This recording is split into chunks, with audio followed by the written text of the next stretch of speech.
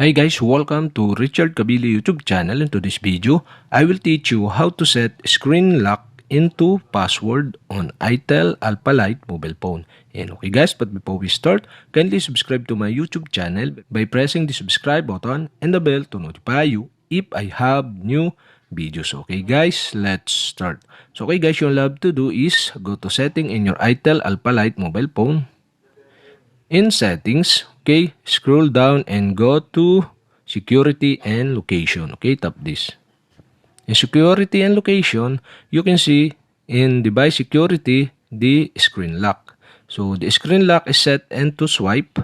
Okay, now in this tutorial, I'll show you how to set the screen lock into password. Okay, you'll have to do is tap the screen lock, and okay, now you can choose the screen lock type. Okay, so in this tutorial, I'll show you how to set into password. Okay, tap the password.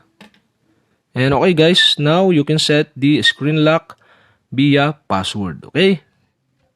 And okay guys, after you create the screen lock password, okay, tap the next button. And now you can re-enter your password. And after you re-enter your password, tap OK button. So that's it, okay? Here, after that, okay, tap the done button below.